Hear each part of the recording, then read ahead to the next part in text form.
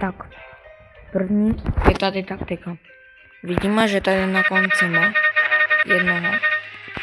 Takže nabijeme tady tohle bačerem trošku jakoby potáháme. Tak.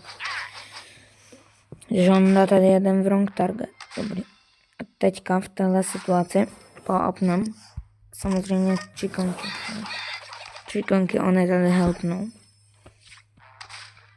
Okay, on pro tady tohle tlustého týpka.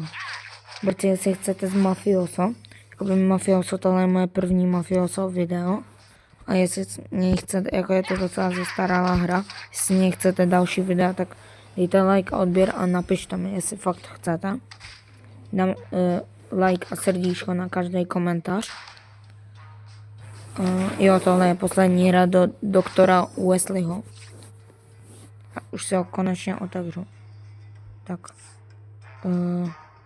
Tady, jestli dobře počítám. Jo, tak já ji za chvíli zabiju.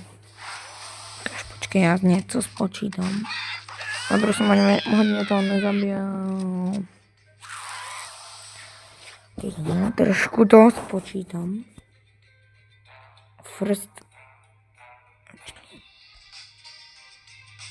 Jo, to je tohle. Takhle.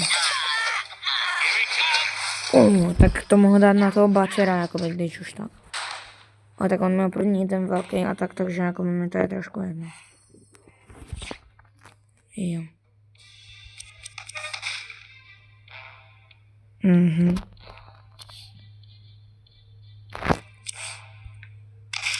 Jo, tohle je docela stará hra.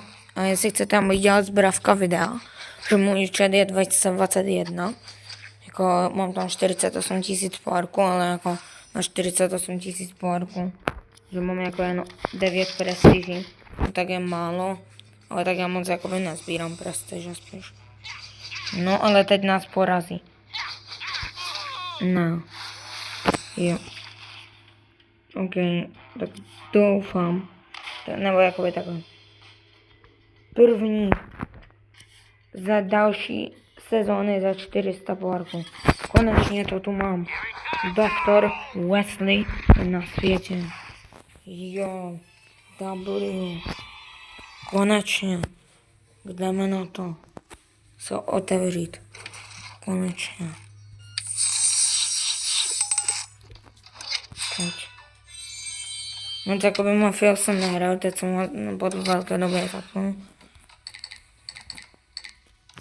Ukaž. Jo, doktor Wesley, kámo, na světě.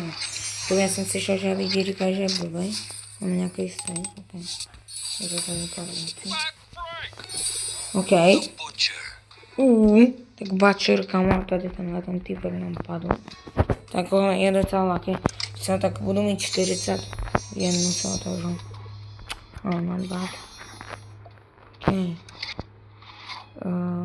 To je asi všechno. Takže dneska jsme si otevřeli doktora Wesleyho.